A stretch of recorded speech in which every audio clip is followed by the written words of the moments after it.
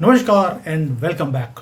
भारत के एक पुराने डिप्लोमेट ने एक पूरा आर्टिकल लिखा कि चाइना ने एक साइलेंट वॉर शुरू किया हुआ है और ये जो वॉर है चाइना ने सिर्फ हमारे साथ नहीं बहुत कंट्रीज के साथ शुरू किया। ये चलता कैसे है? इसको ग्रे वॉर जोन जो बोला जाता है, जहाँ पर बुलेट्स यूज़ नहीं होती, बॉम्ब्स यूज़ नहीं होते, लेकिन युद्ध होता है। आपको अटेंशन पे करना पड़ेगा इस आर्टिकल के ऊपर। जो भारत के डिप्लोमेट हैं, इनकी जो ये सुरजीत सिंह जी, ये ऐसी अलार्मिंग बेल्स उन्होंने बजाई हैं और मुझे हैरानी की बात है कि इसका आर्टिकल मुझे दिखा चाइना के अंदर।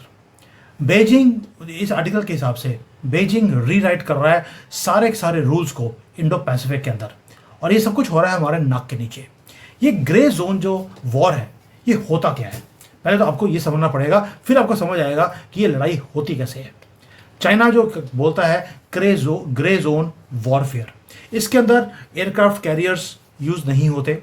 वहाँ पे छोटी छोटी शिप्स होती हैं जिनको ये बोट्स बोलते हैं। बोट्स को भेजा जाता है कभी जापान के वाटर में, कभी फिलीपींस के पास, कभी ताइवान के पास, आपने सुना होगा। और वहाँ जाकर ये फिशिंग करते हैं। पहले जाते सिर्फ फिशिंग के नाम पर, फिशिंग किया, उसके बाद किसी ने पकड़ा नहीं, छोटी मोटी बोट्स थी। फिर उसके बाद आती हैं थोड़ी सी बड़ी बोट, वो जाती है वहाँ पर और विजिबल भी होती हैं क्योंकि बड़ी बोट्स हैं। आपने देखा होगा कि कभी ना कभी इनकी जापान के पास, कभी ताइवान, कभी फिलीपींस, कहीं ना कहीं इनकी बोट्स मिलती रहती हैं और वहाँ जाकर ये तंग करते हैं लोगों को।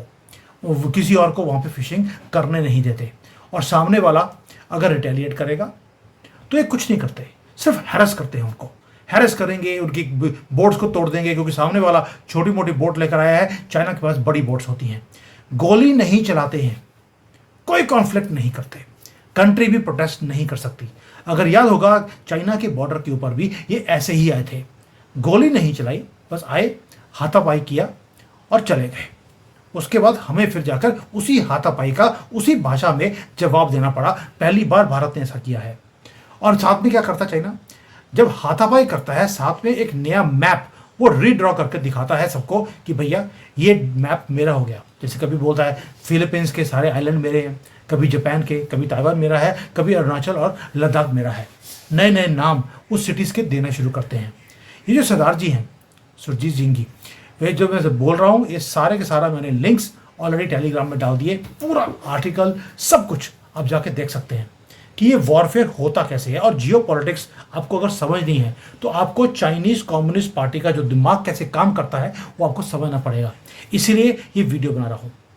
जब ये पूरा मैप, अपना जो पहले बोल रहा था मैं आपको कि ये मैप रीड्रॉ करते हैं, नए नए नाम रखेंगे, और ये सारा कुछ होता है कोऑर्डिनेटेड वे में। आप देखिए, ताइवान के पास जो सी है वहाँ पर भी काम चल रहा है, ईस्ट चाइना में जापान के पास काम चल रहा है, साउथ चाइना सी में भी पैरेलली ये काम चल रहा है। इसको बोलते हैं साइकोलॉजिकल वॉरफेयर। मीडिया मैनिपुलेशन की जाती है, वही चीज़ें आएंगी जो चाइना की फेवर की हैं। इनके अगेंस्ट कोई भी चीज़ मीडिया में नहीं आएगा, ना ताइवान में, ना फिलीपींस में, ना जापान में, और भारत में तो मतलब ही नहीं है। पैसे मिल जाते हैं, ये चाइना के खिलाफ कुछ बोलते ही नहीं है। उसके बाद आता है लीगल वॉरफेयर। ये सारा कुछ काम हो रहा है टुगेदर। और होता क्या है, जब ये तीनों चीज़ें इकट्ठी मिलकर काम करती हैं, जहाँ पर पहले इनकी बोट्स गई, फिर शिप्स गई, उसके बाद ये वाटर कैनन्स यूज़ करेंगे और लोगों को भगा देंगे वहाँ से। जैसे आपने सुना होगा, जापान के पास, फिलीपीन के पास ये काम करते रहते हैं। चाइना कंट्रोल को सीज करता जा रहा है बिना डेक्लेरेशन ऑफ वॉर के, एंड इसका मुकाबला कोई कर नहीं पाता। अब यह है कि ये जीत रहे हैं अगर बिना गोली चलाए, उसका रीज़न क्या है? बीजिंग जीतता क्यों है? उसका सिंपल रीज़न है इनका कोऑर्डिनेशन, चाइना का। लेकिन जो बाकी के कंट्रीज़ हैं उनका कोऑर्डिनेशन नहीं है। ताइवान अकेला लड़ रहा है, लिमिटेड सपोर्ट है। जापान है तो उसको लगता है कि अगर मैंने किसी और की सपोर्ट ली तो कहीं चाइना मेरे ऊपर चढ़ाई ना कर दे, एस्केलेट ना हो जाए, वो कॉशियसली काम करता है। फिलीपींस है, वो बैलेंस करने की कोशिश करता है अपनी सॉवरेनिटी को, इकोनॉमिक टाइज को। चाइना की टाइज भी बनाए हुए हैं चाइना के साथ, और सॉवरेनिटी भी रखी हुई है, और ज़्यादा पंगे भी लेता नहीं है फिलीपींस, क्योंकि छोटी कंट्री है। हर कंट्री अकेले लड़ रहा है सेपरेटली, लेकिन चाइना लड़ाई करता है as one and at the same time at multiple levels. Philippines, Japan, Taiwan, Bharat, सबके साथ इसका 36 का आंकड़ा है। अब ये जो वार्निंग है, ये क्यों दे रहा हूँ क्योंकि जो सबसे बड़ा डेंजर है चाइना का वो सडन वॉर नहीं है। ये सडन वॉर कभी करेंगे नहीं। ये है कि जो ग्रेजुअल एक्सेप्टेंस आती है कि पहले बोट आई आपने एक्सेप्ट कर लिया, फिर बड़ी बोट आई आपने फिर एक्सेप्ट कर लिया, फिर इनकी वॉरशिप्स आती हैं छोटी वाली, वो वाटर कैनन से आपको हिट करती हैं और ये बोला जाएगा ये तो रूटीन का मामला है, हम तो यहाँ पर पिछले 5 साल से 10 साल से आ रहे थे, हमें तो किसी ने रोका नहीं क्योंकि ये हमारी टेरिटरी है। और उसके बाद मैसिव पेट्रोल शिप्स आती हैं स्टैंडर्ड नेविगेशन के नाम पर। फिर अगले साल आप देखेंगे चाइना उस सारे एरिया को बोल देगा ये तो डिस्प्यूटेड है, ये तो हिस्टोरिकली 5000 साल पहले ये हमारा पार्ट होता था। इसी तरह से वो अपने जो मैप्स हैं उसे रीड्रॉ करता है। अब आपको इसको भारत के साथ जोड़ कर देखिए, भारत में भी यही हुआ। पहले अरुणाचल में आहिस्ता आहिस्ता अंदर आते गए, लद्दाख में अंदर आए, उसके बाद बोल दिया ये तो एरिया हमारा है, हिस्टोरिकली हमारा था। फिर युद्ध किया, नेहरू जी ने बोल दिया, मोहम्मद नेहरू ने, कि भाई अगर चला गया तो चला गया, की फर्क पड़ता है, चाइना हमारा मित्र दोष नहीं देश है। ये बोलते हुए कि अब चाइना उस चीज़ को दोहराता भी है कि नेहरू जी तो हमें दोस्त मानते थे, मोदी जी ने आकर दुश्मन बना दिया। आप समझते हैं, पिन पॉइंट एक एक कर वो आगे आता जाता है और इसे को रोकता नहीं है। एक्सेप्टेंस जो आप करते रहेंगे ये आगे बढ़ता रहेगा। अब ये मैटर भारत के लिए करता क्यों है दोस्तों? ये सिर्फ ताइवान, जापान, फिलीपींस के साथ नहीं है। अब ये जो चाइना है वो लद्दाख को, LAC को वो इसी नज़र से वो देखता है। Same tactics, same strategy. आप देखिए भारत के अंदर भी मीडिया चाइना के खिलाफ कभी कुछ बोलेगा नहीं, कोई न्यूज़ आपको दिखाई नहीं देती, सिर्फ ये कि चाइना और भारत के बीच में अब जो है दोस्ती हो रही है, लेकिन वो पीछे वॉरफेयर कैसे हो रहा है उसके बारे में कभी बात नहीं करेंगे। और जो ये डिप्लोमेट है उन्होंने बोला अगर चाइना को डिफीट करना है आपको कोऑर्डिनेटेड रेजिस्टेंस करनी पड़ेगी, यानी कि ताइवान, जापान, फिलीपींस, भारत, इन सबको मिलकर जो एक जॉइंट कोस्टल गार्ड वो क्रिएट करना पड़ेगा। रेगुलर एक्सरसाइजेस उस एरिया में करनी पड़ेंगी, एक यूनिफाइड रिस्पॉन्स सभी को मिलकर वो करना पड़ेगा। भारत हमेशा बोलता है we are watching very closely. Watching closely से काम नहीं चलेगा, हमें अपने एडवर्सरी को फेस करना पड़ेगा बिल्कुल सबके साथ कोऑर्डिनेट करके। वही मेथड जो चाइना कोऑर्डिनेटेड वे से सब जगह पे अटैक करता है या तंग करता है, आपको भी कोऑर्डिनेटेड वे से उसका रिस्पॉन्स देना पड़ेगा। ये सरदार जी बोल रहे हैं। दूसरा एक और है, सॉल्यूशन सिंपल है, कलेक्टिव रेजिस्टेंस, वरना आप चाइना को हरा नहीं सकते। अब दूसरा एक कारण और भी है जो ट्विस्ट है। चाइना का जो एग्रेशन है बाहर, मैंने आज ये दूसरा वीडियो बना रहा हूँ आज का ही, कि जब जब उसके कंट्री में दिक्कत आती है वो बाहर के कंट्रीज में या एरियाज में वो एग्रेसिव हो जाता है। यूथ अनएम्प्लॉयमेंट चाइना के हिसाब से 18% है, लेकिन जो रियल नंबर्स हैं, मैं इकोनॉमिस्ट का आदमी हूँ, मुझे मालूम है कि रियल नंबर्स यहाँ पर क्या है।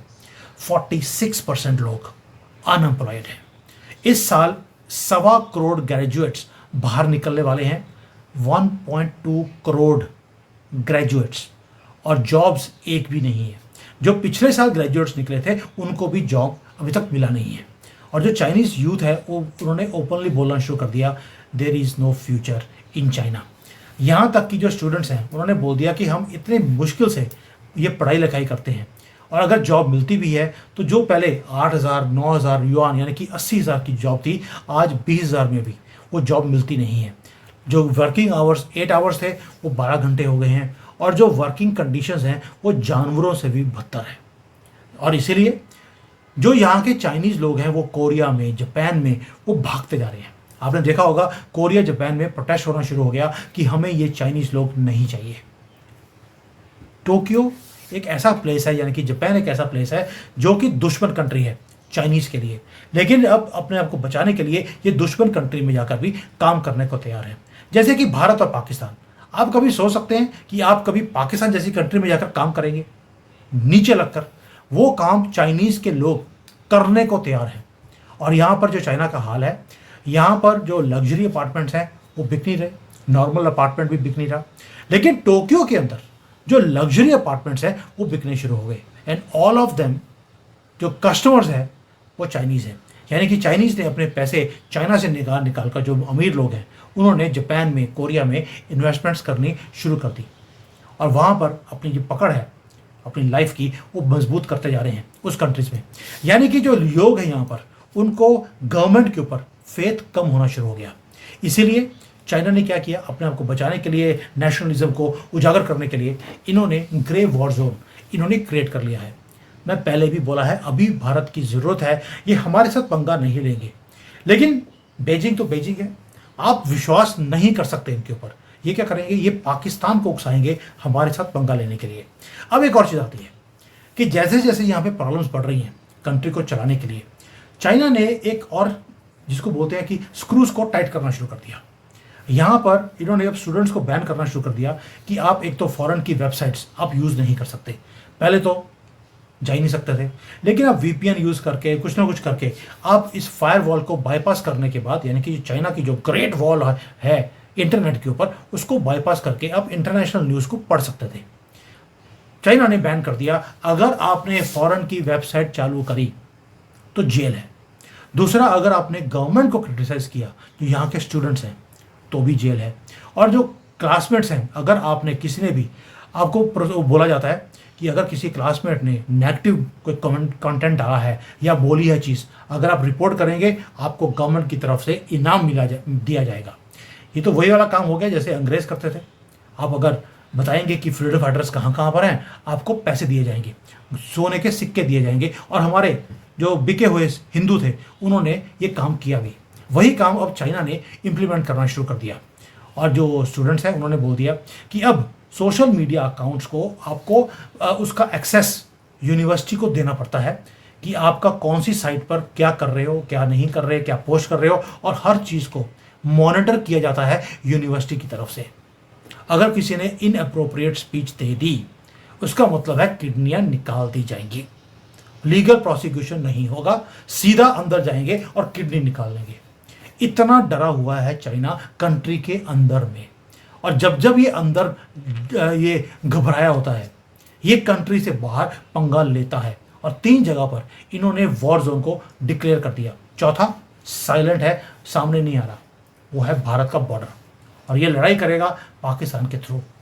ये जो मैं बता रहा हूँ आपको, ये जो अपने डिप्लोमेट है भारत के, जिन्होंने सारा कुछ रिवील किया, उन्होंने बोल दिया कि अब अमेरिका भी पंगा ले रहा है चाइना के साथ। अमेरिका कैसे ले रहा है, उन्होंने जो वीज़ाज इशू किए थे चाइनीज़ को, कि चाइनीज़ आते हैं वहाँ पर अमेरिका में ये बोलकर कि भी हम तो जर्नलिस्ट हैं, हम तो बिजनेस करने आए हैं, लेकिन वहाँ आकर वो गन डालते हैं। वहाँ के जो अमेरिकन हैं, जो पॉलिटिशियंस हैं, लोग हैं, उन्हें ये घूस देते हैं, रिश्वत देते हैं और काम करते रहते हैं। अमेरिका ने बोल दिया कि we are revoking visas for anyone जो कि चाइनीज़ स्टेट फर्म्स के लिए काम करता है, चाइनीज़ गवर्नमेंट के लिए काम करता है, और वो आते हैं अमेरिका में, उनके सबके वीज़ास कैंसिल कर दिए। मैंने परसों भी बोला था आपको कि 40 से लेकर 60,000 चाइनीज़ के वीज़ास कैंसिल किए जा रहे हैं। आज ये कंफर्म न्यूज़ सरदार जी ने भी दे दी।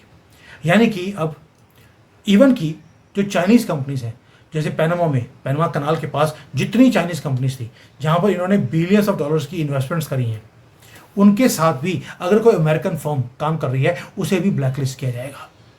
और आपको मालूम है चाइना करता क्या है, ये वहाँ गए पैनामा में, जब इनको वहाँ से धक्के मार के बाहर निकाला जा रहा है, इन्होंने जो वहाँ पे लोन लिए थे लोकल गवर्नमेंट से वो वापस नहीं कर रहे। इतनी दादागिरी है। और साइबर अटैक करने शुरू कर दिए अमेरिका के ऊपर, पैनामा में और आसपास कंट्रीज़ में, ताकि उनका सिस्टम बिल्कुल कोलैप्स हो जाए। दोस्तों, ये जो चाइना है, चाइना जाता है डेवलपमेंट के नाम पर, जैसे फिलीपींस है, जापान है, सबके साथ इन्होंने डेवलपमेंट के प्रोजेक्ट साइन किए, और उसके बाद आहिस्ता आहिस्ता उन्हीं की कंट्री के आसपास के पूरे एरियाज़ को अपने कब्जे में कर लिया। पाकिस्तान का मालूम है आपको कि डेवलपमेंट के नाम पर इन्होंने ग्वादर हो, बाकी जो उनकी एसेट्स हैं, सब गिरवी रखवा ली हैं अपने नाम पर। ये पैनामा में गए थे कि हम यहाँ पर ब्रिज बनाएंगे, ब्रिज बनाते बनाते जो वहाँ का कैनाल बना हुआ था उसको भी इन्होंने अपने कब्जे में कर लिया। इसीलिए यूएसए ने अब लाइन को ड्रॉ करना शुरू कर दिया। और मैं चाहता हूँ कि भारत भी, वैसे तो बहुत कॉशियसली चल रहे हैं हम लोग, लेकिन हमें भी कहीं ना कहीं लाइन ड्रॉ करनी पड़ेगी। हमने ठीक है इनके साथ एग्रीमेंट्स कर लिए, वीज़ा खुल गए, फ्लाइटें आ रही हैं, सब कुछ बल्ले बल्ले है, लेकिन चाइना के ऊपर हम विश्वास नहीं करना चाहिए, ना ही कर सकते हैं। क्योंकि ये चाइना वाले, ये टेरिटोरियल डिस्प्यूट की बात नहीं है। ये यहाँ पर क्या करते हैं, ये पेशे से काम करते हैं। ये भारत में मोदी जी की गवर्नमेंट कब गिरेगी, ये उसी के ऊपर लगे हैं। राहुल गांधी को ये सपोर्ट करते रहेंगे। 2020 से लेकर 2024 तक इन्होंने वेट करी कि इस बार तो राहुल प्रधानमंत्री बनेगा ही बनेगा। लोग मोदी जी से दुखी हैं, लेकिन जब मोदी जी की गवर्नमेंट बन गई, 15 दिन के बाद शपथ ग्रहण किया, उसके बाद जाकर इन्होंने कॉन्ग्रेचुलेट किया है। जब मोदी जी की गवर्नमेंट बन गई थी उसके बाद इन्होंने नहीं किया, ये वेट कर रहे थे हो सकता है कि कोई रेवोल्यूशन राहुल गांधी पैदा करते, क्योंकि राहुल ने बोला था कि इस बार अगर मोदी जीता हम देश में आग लगा देंगे। चाइना वेट करता रहा कि कोई ना कहीं तो राहुल गांधी आग लगाएगा। इसी को बोलते हैं ग्रे वॉर जोन, जहां पर आपके बिके हुए पॉलिटिशियंस, गद्दार, आपका मीडिया, ये सारा कुछ वो खरीद के बैठा हुआ है ताकि आपके यहाँ पे जो नैरेटिव है वो चाइना का चले, ना कि रियलिटी का। और ये रजीम चेंज ये करते हैं थ्रू करप्शन। अमेरिका करता है दंगे कर कर, चाइना करवाता है बिके हुए जो इसको बोलते हैं कि ये राहुल गांधी जैसे लोग, इनको करप्ट, ये जिसको बोलते हैं हम लोग पार्टीज के थ्रू ये अपने काम करवाते हैं।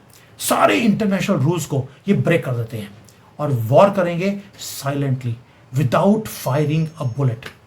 जो ये सरदार जी हैं, इनका मैसेज बहुत ही अर्जेंट एंड इंपॉर्टेंट है।